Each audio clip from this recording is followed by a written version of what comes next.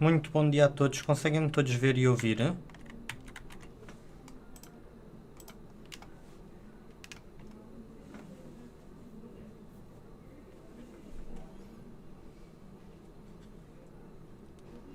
Ótimo. Vamos então dar início ao nosso webinar de hoje, onde vamos falar aqui sobre comportamento de cães, sendo esta parte 1, em que vamos ver alguns comportamentos que são respostas aqui a alguns estímulos, ou seja, como a agressividade, o medo, a dominância e as fobias. E numa segunda parte vamos ver patologias específicas de comportamento, como a ansiedade por separação e a marcação ou eliminação adequada. Portanto, hoje vamos ver aqui a parte da agressividade, medo, dominância e fobias, que são aqui causas e respostas base do comportamento de cães. Vamos então começar aqui por ver a agressividade e aproveitava para vos dizer que se quiserem colocar alguma dúvida, coloquem pelo chat, está bem? Não vai haver aqui nenhum ponto para dúvidas, portanto coloquem as vossas dúvidas pelo chat que eu esclarecerei desde logo.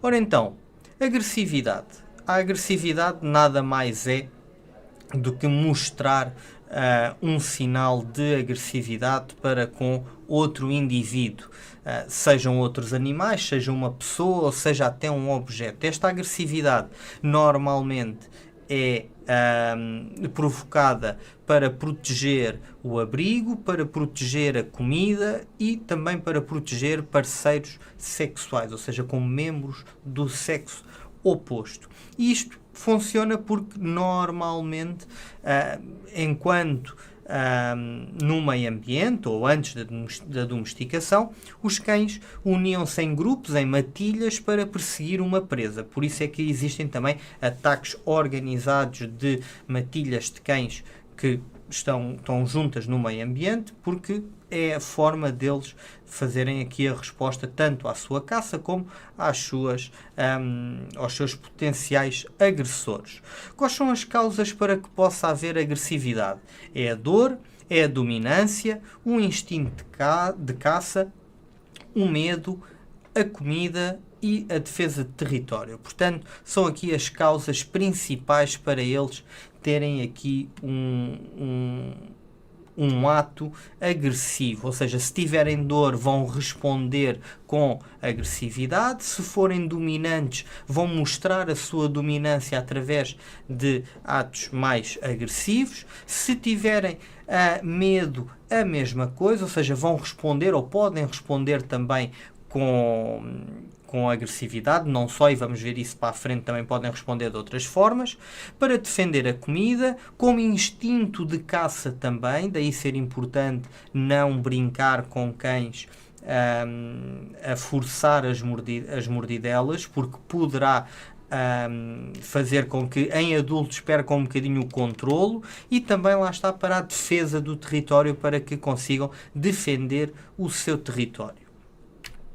Em relação aos sinais mais comuns de agressividade, ou seja, quando é que nós conseguimos perceber que um cão está a mostrar alguma agressividade ou que pode rapidamente transformar-se num cão agressivo. Isto é muito importante para nós conseguirmos ler os animais e prevenir os acidentes. Está bem? Portanto, primeiro, animal que não abana a cauda. Nós normalmente sabemos que os cães tendem a abanar a cauda quando chegam quando chegam ao pé de alguém, de algum outro animal, a abanar a cauda como forma de mostrarem que estão pacíficos e estão com uma atitude amistosa. Portanto, se não abanarem a cauda, é já aqui um sinal que algo poderá não correr assim tão bem. Depois, orelhas baixas e direcionadas para trás, ou seja, a típica atitude agressiva e a postura de face que demonstra que não está muito agradado com essa situação e poderá partir para a agressão. Depois o rosnar é um sinal ainda mais acima desta parte aqui da face e da cauda. O rosnar já é mesmo um aviso final de que não gosta daquele contacto, daquela interação e poderá partir para uma agressão. Depois o isolamento. Aquele animal que poderá ficar mais quieto num canto, que não socializa tanto, poderá ser aqui também um sinal que rapidamente poderá partir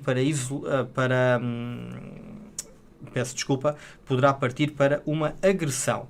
Depois também o animal que ladra de mais ou menor sinal de barulho ou a presença de pessoas ou animais estranhos, ou seja, aqueles animais que ladram muito por tudo e por nada, nesta excitação de ladrarem por tudo e por nada, poderão rapidamente também levar aqui a uma atitude mais agressiva. Depois dos animais também que não gostam de brincar ou de participar em jogos, ou então que estão muito quietos e que nunca se sabe em que é que eles estão a pensar. Portanto, este tipo de animais também é necessário ter algum cuidado, porque rapidamente poderão estar muito sossegados no seu canto, como de repente podem querer partir para o outro lado e agredir e ter uma atitude mais agressiva para connosco. Portanto, é muito importante não termos aqui ou teremos que ter aqui um cuidado acrescido com este tipo de animais. E depois também animais muito agitados. Os animais estão muito agitados, muito excitados, rapidamente poderá sair aqui alguma agressão, seja pensada ou não, mas poderá partir aqui alguma agressão ou alguma mordida mais forte. Como é que nós devemos lidar com esta agressividade? Ou seja, devemos evitar a agressão, e para evitarmos a agressão temos que reconhecer a agressão, ou seja, temos que perceber que este animal está a dar-nos os sinais que vai agredir ou que poderá vir a agredir, reconhecer e parar esta interação com o animal para, neste modo, conseguirmos evitar a agressão. Depois também importante é reconhecer a agressão, reconhecer quando um animal rosna, quando o animal mete as orelhas para trás, quando o animal tem alguma atitude que poderá ser mais agressivo, como às vezes até só um virar de cara, só um tentar morder. Portanto, reconhecer que isto é uma agressão é muito importante para conseguirmos perceber que este animal está-se a tornar um animal agressivo por algum motivo, e então teremos que agir em conformação, e já vamos ver um bocadinho mais à frente como é que se age em conformidade com isso. Depois é importante nunca punir. Eu já vos dei webinar sobre condicionamento operante, nós falámos lá de punidores e reforçadores, e é importante não punir, ou seja, agressão leva a agressão, portanto, tentar não punir, tentar treinar por outro lado. Parar as dentadas, como eu já tinha dito, ou seja, os animais quando estão a brincar, principalmente em cachorros, tentar evitar estas mordidas, estas dentadas, para que eles se lembrem que a brincar não é para estar a morder. E deste modo vão rapidamente também conseguir modelar o seu comportamento e perceber que as dentadas não são um comportamento aceite. Depois, comportamento condicionado, lá está, isto é tudo aquilo que nós falámos no webinar de condicionamento operante, que vocês têm carregado no vosso campus virtual, e que este comportamento condicionado, lá está, é reforçar o bom comportamento, é não punir e reforçar o bom comportamento, ou seja, ignorar o mau comportamento e reforçar o bom comportamento é muito importante. Em casos mais específicos ou mais complicados, o treino de obediência vai ajudar muito a que o animal sinta que tem o seu lugar na família e que tem as suas ordens de comando e que tem que as respeitar, como qualquer indivíduo tem que respeitar o seu local. Depois, a castração poderá ajudar em situações de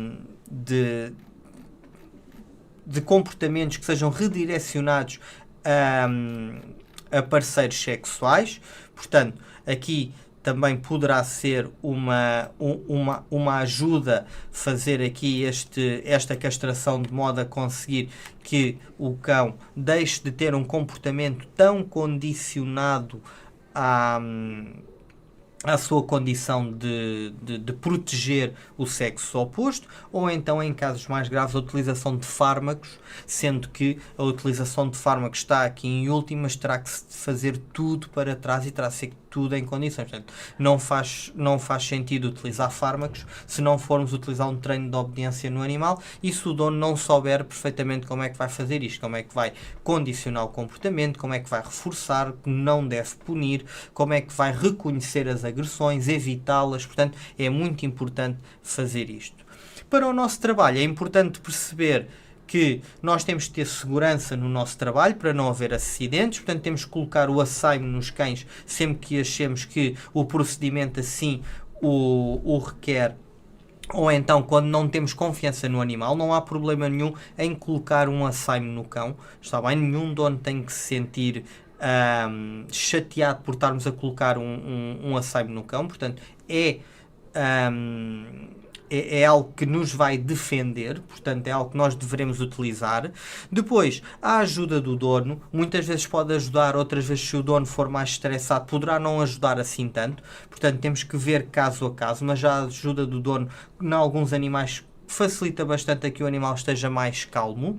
E, em último caso, utilizar a sedação para que nos consiga ajudar aqui a chegar a um ponto mais seguro de funcionar. Alguns animais, só mesmo com a sedação é que nós conseguimos fazer alguma coisa, outros conseguimos sem a sedação, portanto, vai depender aqui, lá está, de animal para animal.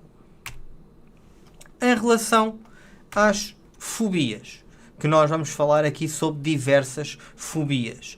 Temos que perceber que os animais têm fobias a várias coisas, a pessoas, a locais, a barulhos ou a outros animais. E esta fobia poderá advir de várias situações, como já vamos ver a seguir, mas principalmente ela ocorre por traumas, ou seja, quando nós temos traumas instaurados no animal que poderão rapidamente levar a que este animal fique com medo de algumas coisas, seja porque já foi agredido, seja porque não teve uma socialização em condições, e então vamos ter estas fobias. Fobias nada mais é do que um medo exagerado de algo. Está bem? Muitas das vezes este medo é legítimo, como eu estava a dizer, porque já passaram por alguma situação um bocadinho menos boa na sua vida, ou então poderá ser mesmo porque tiveram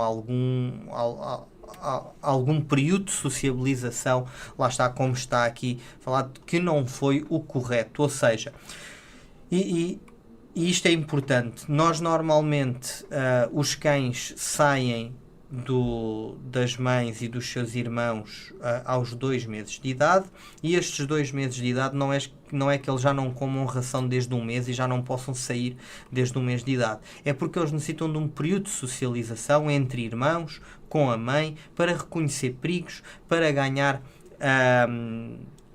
respostas a possíveis medos. E o que é que acontece é quando nós encurtamos este período de socialização com a família direta, com os irmãos e com a mãe, poderão começar a surgir medos daqui porque não foram passadas todas as defesas intelectuais que este animal necessitava. Portanto, é importante perceber que este período de socialização é importante. Depois, é importante também perceber que numa fase inicial de uma nova vida de um cachorro numa nova casa, seja ele cachorro ou seja adulto, vamos ter aqui um novo período de adaptação, que é importante que contactem com outros animais, contactem com outras pessoas, com outros estímulos diferentes, mas temos que perceber que vai ser sempre uma altura de medo exacerbado, algo que possa acontecer aqui no animal que não seja tão bem controlado entretanto. Portanto, temos que perceber que neste período inicial de socialização, seja lá está, na nova casa num cachorro ou na nova casa num adulto é igual, vão sempre surgir medos. Portanto, temos que tentar minimizar estes medos ao máximo. E como é que nós vamos fazer isto? Novamente com o condicionamento operante, reforçando o bom comportamento do animal. Depois, outras respostas a fobias, lá está, é o comportamento destrutivo, tentativa de fuga, procurar esconderijos, ladrar, diarreias ou vómitos. Nós vamos ver isto na parte 2, quando falarmos sobre a ansiedade de separação. Vamos ver que isto é uma das respostas que muitas vezes os animais têm com esta ansiedade de separação e que vamos falar disso melhor nesse webinar. Portanto, é normal os cães, quando têm medos, destruírem objetos, tentarem fugir. Por isso é que, por exemplo, quando na altura dos fogos de artifício, na altura das festas, no verão ou nas passagens de ano, é normal haver fugas de animais, porque assustam-se com o barulho e com este susto vão fugir, vão tentar fugir para ir encontrar a sua segurança noutro local.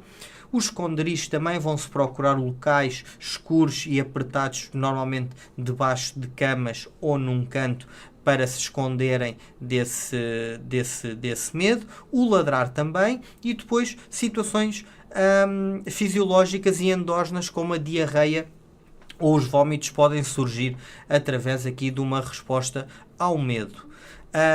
Ultrapassar os medos deve ser sempre recompensado com festas ou biscoitos, sempre que ele os enfrenta. Portanto, sempre que o animal tem uma resposta positiva, a resposta que nós queremos ao receio que ele está a ter ou ao medo que ele está a ter, devemos reforçar esse comportamento e nunca devemos castigar ou recompensar quando ele mostra medo. Eu vou-vos dar aqui um exemplo muito lógico de reforçar um comportamento. Vou pegar no mesmo exemplo do cão que tem medo do fogo de artifício. Então, no local onde um dono que tem o cão que tem medo do fogo de artifício mora, vai haver festa nesse local e então numa noite vai haver fogo de artifício. E então o que é que acontece nessa noite? Nessa noite, o dono, antes do fogo de artifício, fecha as janelas todas, tenta isolar ao máximo o som, mete-se no sofá com o cão, abraça o cão. Quando começa o fogo de artifício, começa a dar festas ao cão, a falar com o cão, a dizer que está tudo bem, que não há problema nenhum. Este tipo de conversa, o que é que o cão vai perceber? O cão vai perceber que o dono também está com medo deste estímulo e então só vai potenciar o medo deste animal. Se por outro lado aquilo que o dono fizer for ignorar o comportamento do cão, está o fogo de artifício, até o vai ver à janela ou vai ver a outro lado na companhia do cão, o cão por outro lado vai começar a perceber que aquele estímulo que lhe está a causar o medo, que neste caso é o fogo de artifício, não tem razão para ser uma resposta ao medo, porque o dono está a responder a isto da melhor forma possível, sem ter medo e sem mostrar problema algum. Portanto, vai ser a melhor forma de dar resposta a este problema do cão. Está bem? Portanto, deveremos sempre evitar castigar e sempre recompensar o bom comportamento. E cheguei ao fim disto que eu tinha para vos transmitir, sendo que irei, numa segunda parte, como eu disse, falar sobre ansiedade por separação, micção e marcação inadequadas. Gostaria de saber se têm alguma dúvida sobre aquilo que vimos aqui ou se querem acrescentar algo ao que foi falado aqui hoje.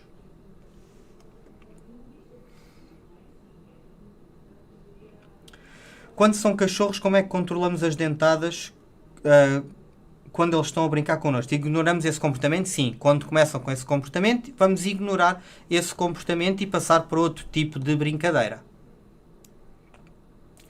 Muito bem, mais dúvidas. Já temos aqui a Soraya a dizer que não tem dúvidas, a Suzy também a dizer que não tem dúvidas. Muito bem. Ora então, não aparenta haver mais dúvidas. Eu agradeço imenso terem assistido a este webinar. Desejo-vos um resto de uma ótima semana e se no decorrer do vosso estudo surgir alguma dúvida, já sabem, é só entrarem em contacto pelo campus virtual, esclarecerei as suas dúvidas assim que possível. Muito obrigado e até à próxima.